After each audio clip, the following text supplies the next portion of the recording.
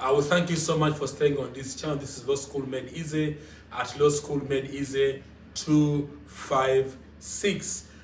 We thank you for the subscriptions. Share, like our videos. Keep liking, keep sharing, and subscribing to those of you who have not yet subscribed. So today, we want to look at the exceptions of burden of proof.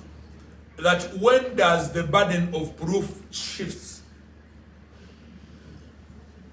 The general rule is that the burden of proof is on the prosecution to prove beyond reasonable doubt.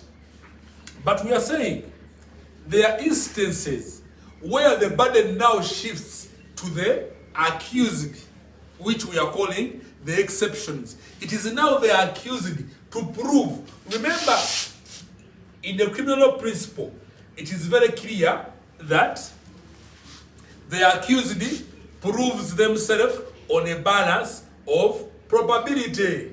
You don't have to talk a lot. You just have to say, for example, if you are raising a defense of alibi, you only say, I was not in that place and I was in this place. And now the burden goes to the prosecution to place you at the scene of crime. They must prove to court that no, this person is lying. At the time when the offense was being commissioned, this person was at that place. So the burden always is on prosecution. So we are saying, when can the burden probandi, the honors probandi, change to the accused, and then they have to prove themselves that it was not them who committed that? Number one, insanity. If you raise section 11 and you say that me, I am a mad person, if there is a murder which occurred, and now you say that me, you see me here, I am a mad person. I even don't know what I'm doing. So you must prove to court. In that way, the burden now is going to shift to the accused to now prove to court that he is a madman. You must prove by showing. So that is why we have evidential burden. You must prove evidence. It has now come to you. Prove to us. Are you a mad person? You begin to tell us, where do you take your medicine from? Where do you pick treatment from? How long have you been? Bring some people who have seen you for the last 10 years you are claiming when you were a mad person. So the moment you raise the defense of insanity, you must prove to court that at the time when I committed this crime, I was affected by a disease.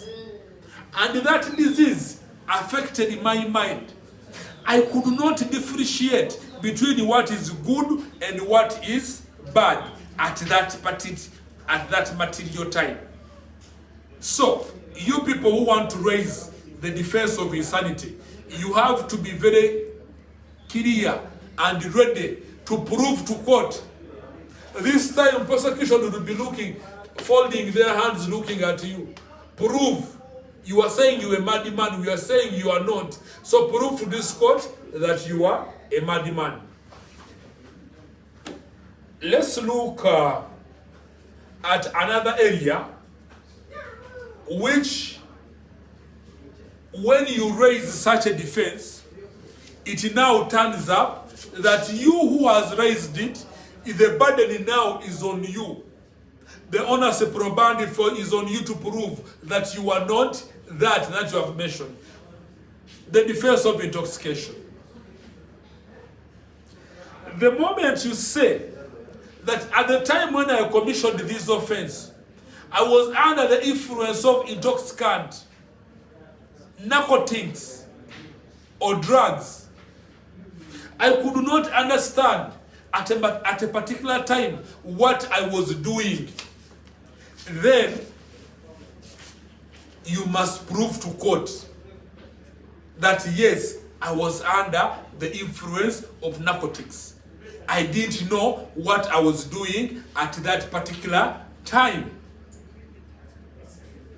So, if you raise the defense of intoxication, and you go ahead and even say that it was involuntary intoxication, maybe someone poisoned my drink, I didn't know what to do.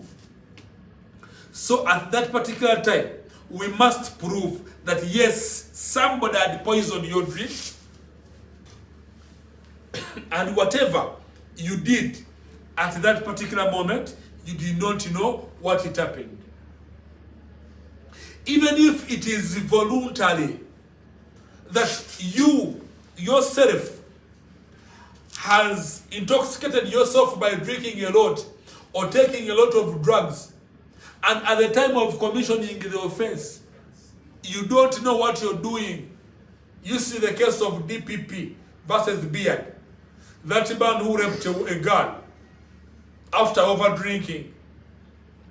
So if that man raises a defense of intoxication, they must prove that yes, they drank a lot of beer or took a lot of drugs, but they must prove that at the time they did that crime, they were not understanding.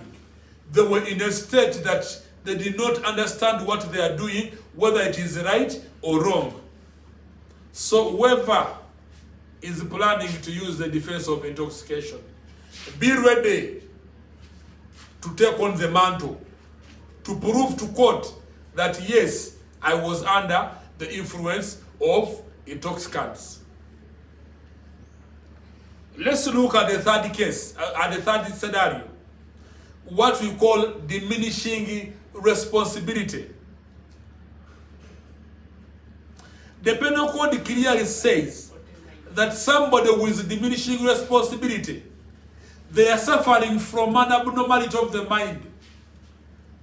That for them, unless insanity, but diminishing responsibility is permanent. You have an abnormality of the mind. So you must prove to court that it is true, I have an abnormality of the mind, by showing evidence, what we call evidential burden.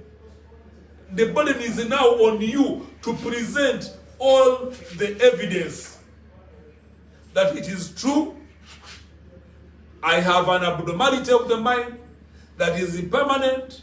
At the time when whatever happened, when they say I killed that person, I did not know what I'm doing.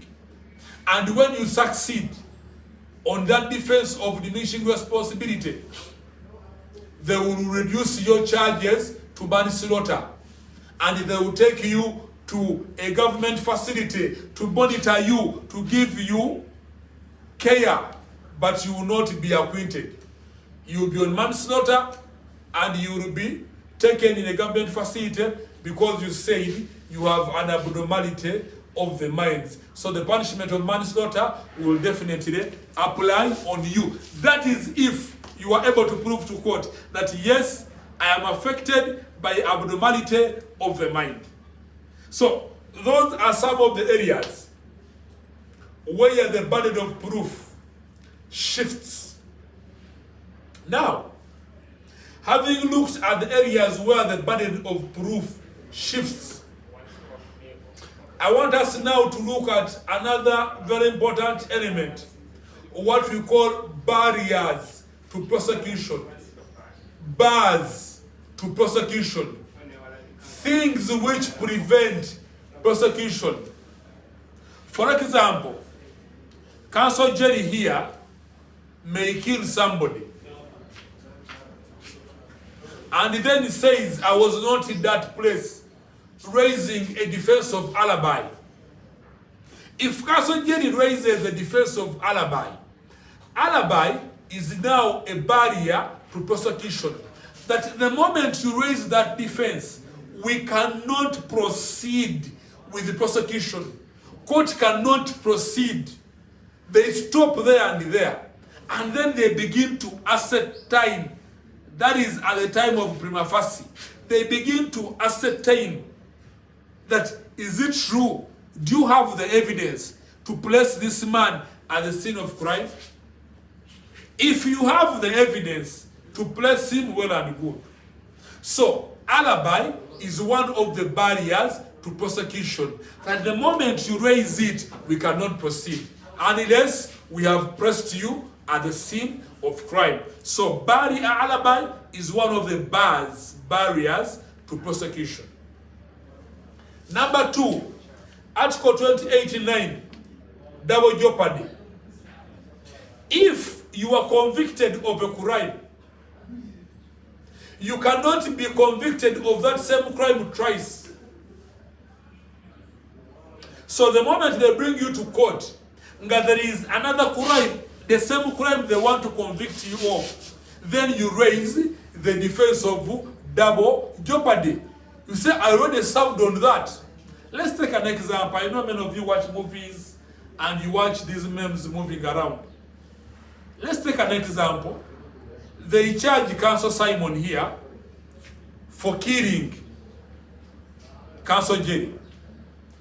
And Simon serves, but nobody sees the dead body of Counsel Jerry. And they say, Simon, you will serve 30 years in jail. So Simon goes, serves the 30 years in jail. But yet Jerry did not die.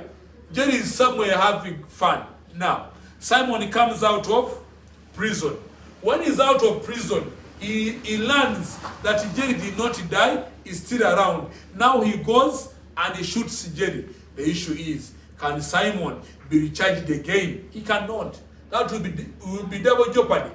That is any offense or a sentence which he has already served. So it becomes a battle prosecution. The moment you say, my lord, they are bringing me in this honorable court on the charge that I already served on them. That case was already served on, so that case will be dismissed because we do not allow double jeopardy. I know when you do foundations, you come across things like res judicature, that also filing a case twice is not allowed. Okay, now, another one is amnesty. Another bar to prosecution, things which prevent prosecution from continuing. Amnesty. Some of you remember the Coney War. The government put up adverts, callings in newspaper, TVs, radio, saying that all those people who were working with Coney, if you came out and you surrendered, brought your gun, we have forgiven you. Nobody will ever charge you of any offense, even if you have committed so many atrocities, killed many people. But if you come in this time and you surrender, we are going to give you amnesty. So, when they take you to court and they want to charge you of charges where you were given amnesty, and you say, your lordship, the charges I'm on, I don't refuse them. But the government announced, you prove newspaper, that whoever came out in this area, in this time, they were going to be given amnesty, that they will not be charged of any offense, they will be forgiven. If you prove that to court, then prosecution has come to an end. It becomes a barrier to prosecution. Let's look at the final one, immunity. People have immunity. For example, our president of this country, if he's still serving, you cannot take him to court, whether civil or criminal. That is immunity. You are immune. The Constitution can give you that immunity. That you are not, nobody should. So if they take the president to court when he's still serving, he will say, but the president has presidential immunity. He cannot be tried, whether in any court, civil or criminal. So that is also a barrier to prosecution. So I urge you first years to continue to make some research and get to know what we mean by bars to prosecution and where burden of proof shifts. We thank you so much for staying on this channel. This is Law School Made Easy at Law School Made Easy 256. Subscribe, share, like our videos. Thank you.